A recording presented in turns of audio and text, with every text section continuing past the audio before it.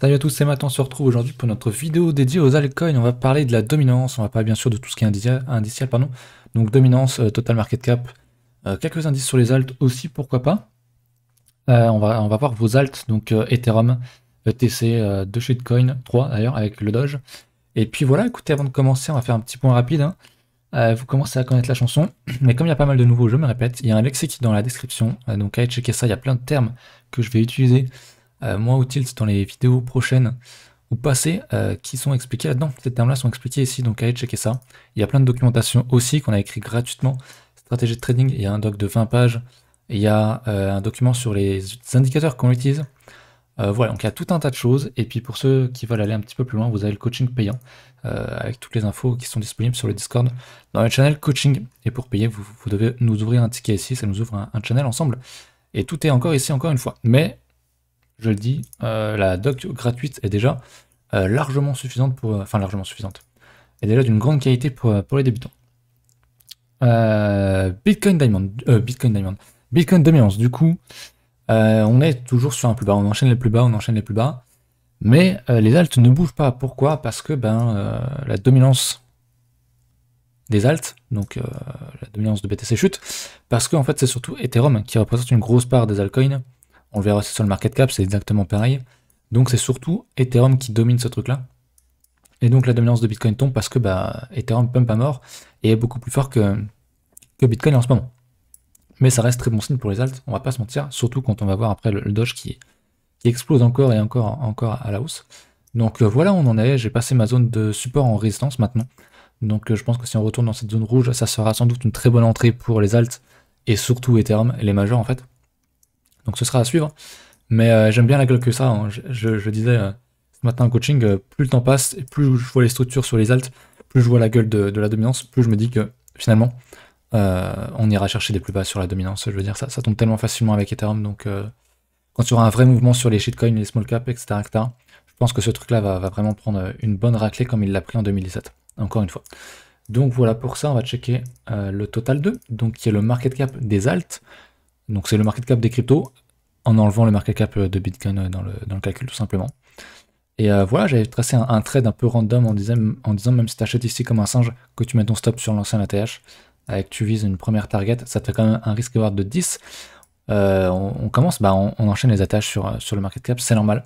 On a une tendance haussière très très forte. Pour moi, on n'est pas encore dans une bulle, en tout cas pas en hebdo. Donc il y a encore vraiment de la marge, hein. Je veux dire, on vient tout juste de casser l'ATH, c'était début d'année. Début ou fin février. Donc il n'y a pas si longtemps, donc ouais, gros potentiel encore. Il y a cette fameuse zone d'extension que je vais surveiller, énormément surveiller. Je pense qu'on peut aller encore potentiellement même plus haut, je ne sais pas si on aura jusqu'au 1,618, mais ça va être mes premières zones de profit en tout cas je pense. Donc voilà pour ça, je voulais faire un point sur le shit perp, la paire shit perp, mid perp. Donc ça illustre totalement ce que je disais juste avant, que les majors dominent en ce moment. Les mid cap, les small cap, et ça se voit très bien, on voit que l'indice shitcoin tombe face au mid cap. On est dans une zone de support en gros, donc je serais pas étonné qu'on vienne bounce ici. On est sur le 61.8. C'est un indice, ça se trade, donc ça se trade pas, pardon, ce truc là ne se trade pas. Je crois pas qu'il se trade. Non, c'est juste un calcul que j'ai fait, shit perp contre mid perp. Mais je pense qu'on est sur un point important, sur les mid cap, sur les petites capitalisations. Un point à défendre en tout cas si on veut rester aussi. Donc on va passer du coup aux alts. Concrètement, on va faire un petit point vite fait sur ETH BTC. Ça se voit très bien, hein, ETH BTC qui est très très fort, Ethereum qui surperforme largement et totalement depuis des mois.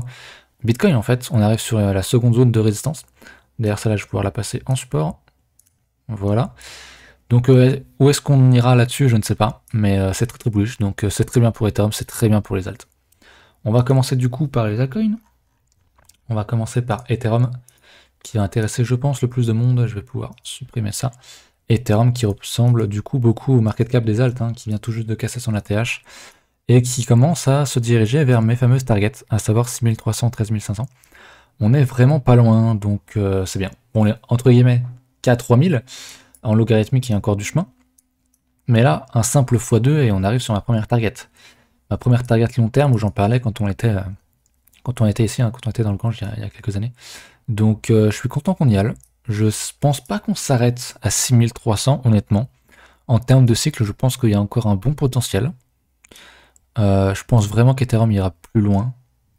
Je pense que cette première zone-là, que ce soit 1.272 ou 1.41, on aura droit à notre premier gros rejet, à notre premier moins 70%, comme on l'a fait sans doute ici. Je sais plus comment on avait fait, on a fait moins 70%.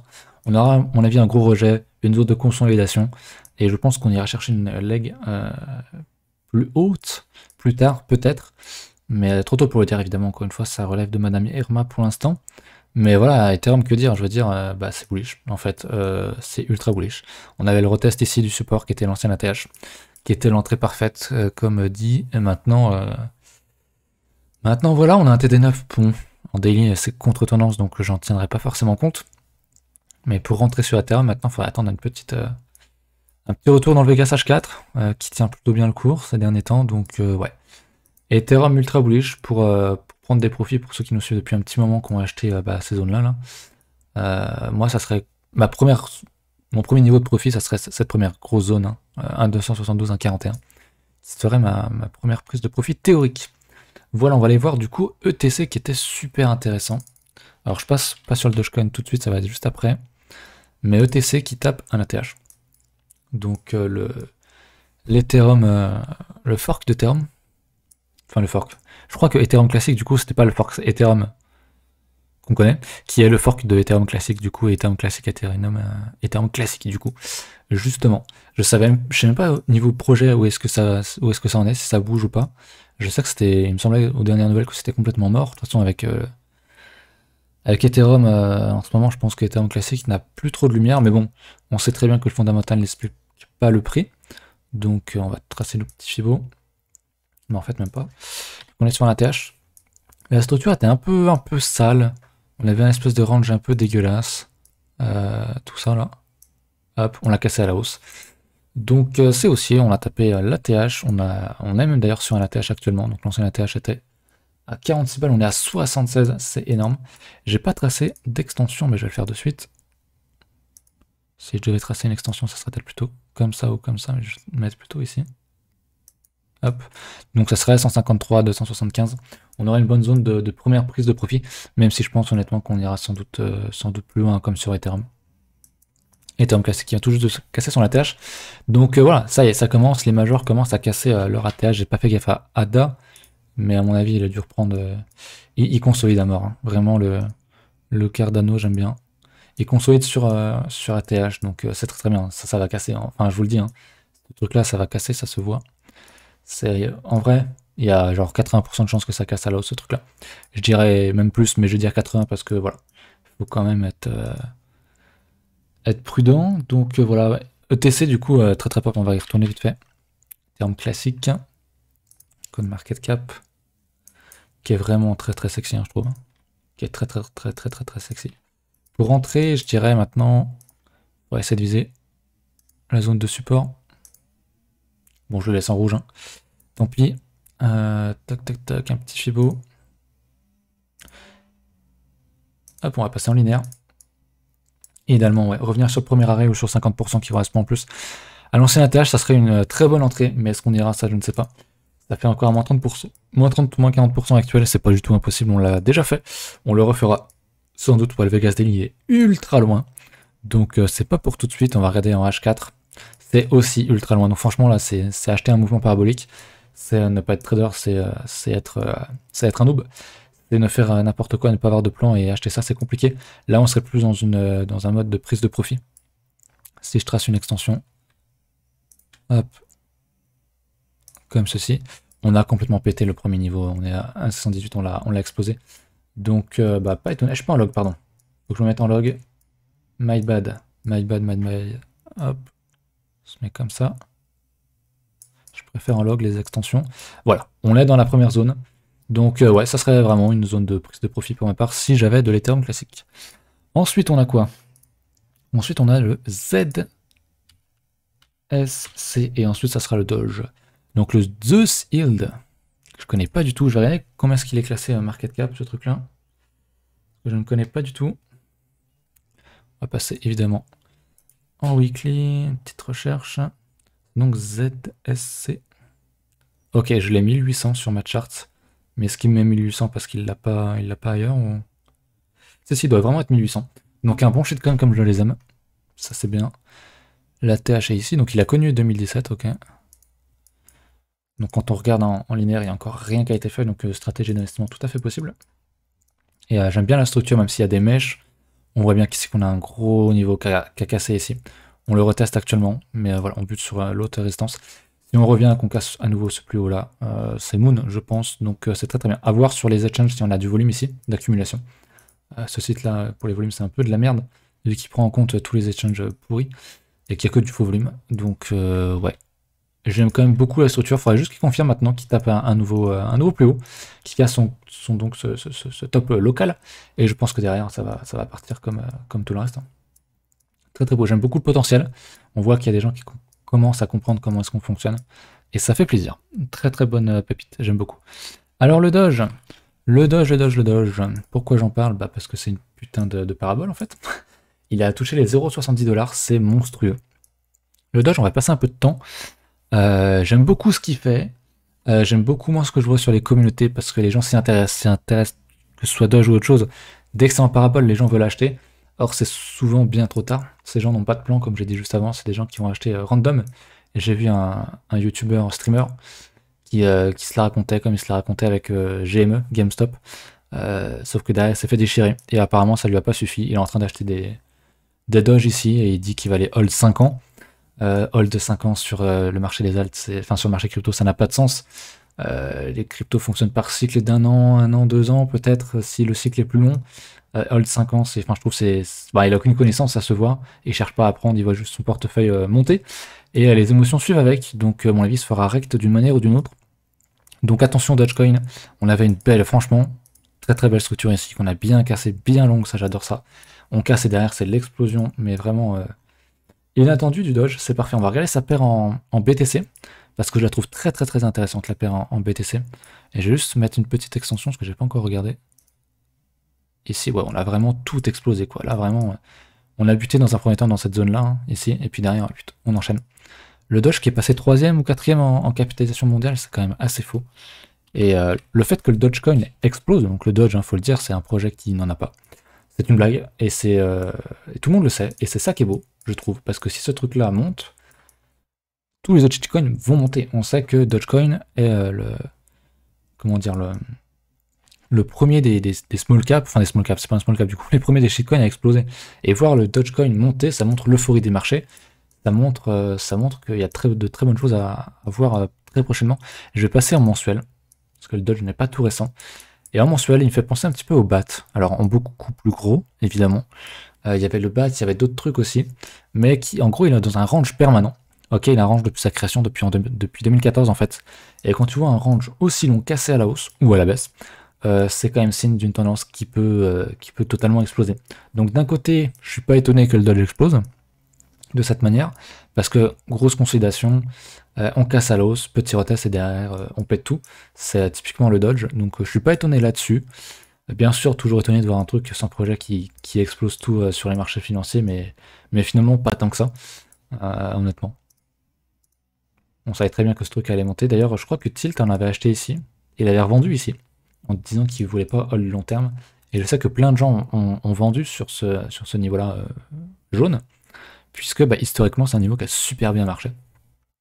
Et en soi ils ont eu raison, sauf qu'on a cassé le range à la hausse et derrière bah, explosion littérale à la hausse, ça fait plaisir. Donc le Dodge, pas mal. Maintenant pour acheter ça ici évidemment c'est juste du suicide. Enfin je veux dire même s'il fait encore 100%, c'est juste où est ton stop, comment tu gères ton risque, c'est impossible en investissement long terme ici. Le trader, l'intraday, même faire du swing, il n'y a pas de problème, hein. Il est extrêmement liquide donc c'est vraiment même très très bien. Mais ouais, j'adore le Dodge, franchement, très très bonne perf. Bon, ça fait passer un peu les fans de crypto pour des cons, mais tant que les gens disent que c'est de la merde, que ça doit pas monter, qu'il faut short, machin, c'est qu'on a encore de beaux jours devant nous, vous en faites pas.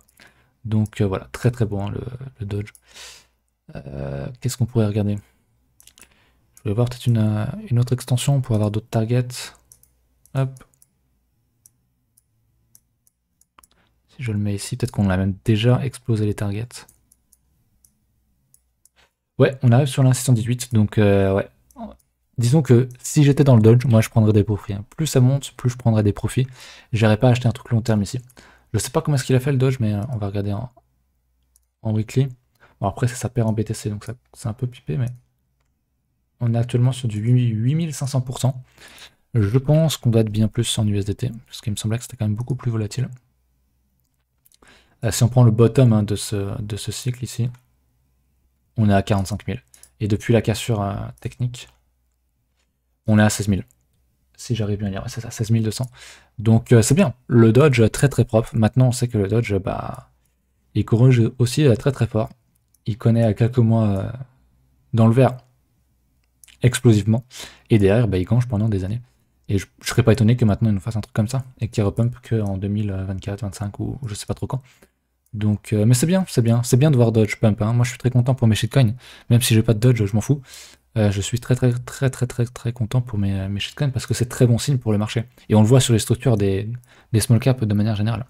On avait le DTA ensuite. Le DTA qui est le data, j'imagine. Ou alors c'est le Digital Twin Agreement. On m'a pas précisé. Je vais regarder vite fait les deux. Ok, donc ça c'est dégueulasse. Donc on va regarder l'autre du coup. Ça devait être le data. Ok, j'aime bien aussi, j'avais déjà regardé du coup. J'aime bien, j'aime bien. C'est vraiment tout à la même gueule, c'est parfait. On commence à casser les structures en hebdo, voire même en mensuel, sur beaucoup de shit, donc c'est très bien. Ici, moi j'ai vraiment l'impression de voir le fetch, ou d'autres. Petit double bottom, on casse, retour sur le support, et on explose à la hausse. On bute sur le 50% de Fibo en linéaire, en logarithmique, mais en linéaire, on a encore, je pense, une certaine marge. Effectivement, j'aime beaucoup. J'aime vraiment bien. Donc, ouais, on a cassé un gros niveau. Gros niveau en mensuel, hein.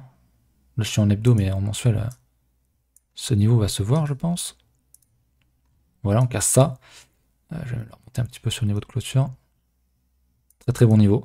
On casse, et puis derrière, bah, ça explose à l'os, quoi. J'ai envie de dire, normal. C'est les structures qu'on va voir. Enfin, le temps que ça met à se mettre en place, ce genre de structure. Je suis étonné de voir encore des gens qui sont bearish sur les alts, en fait. Alors que techniquement, c'est ultra propre. En termes de cycle, tout est parfait, quoi. Donc c'est bien. Je pense qu'on va avoir droit encore à quelques mois dans le vert. On l'a dit dimanche avec Tilt. On pense que le mois de mai et le mois prochain seront des mois records sur les alts que certains ne vont pas en croire leurs yeux. À mon avis, j'espère en tout cas. Mais je pense que c'est ce qui va venir. Et de toute façon, ce genre de structure, ça met vraiment plusieurs années à se mettre en place. Et une fois que ce cycle sera terminé, il faudra encore attendre 3, 4, 5 ans pour attendre ce genre de truc. Donc faut en profiter, tout simplement. C'est pas tous les jours qu'on a ce genre de choses. Donc voilà. J'espère que la vidéo vous a plu. N'hésitez pas à vous abonner, n'hésitez pas à mettre un petit commentaire pour les prochaines alts que vous voulez que je regarde. Moi ou Tilt d'ailleurs, il va piocher aussi dans ma vidéo. Et puis voilà, écoutez, je vous laisse là-dessus. Encore une fois, documentation dans la description et puis le coaching payant si jamais vous voulez rejoindre le groupe. Tout est écrit dans la description. Il y a une vidéo aussi d'explication qu'on a tournée avec Tilt. Donc pour ceux qui ont des questions, n'hésitez pas à checker ça et n'hésitez pas à venir nous demander sur le Discord. Voilà, je vous laisse là-dessus. À la prochaine.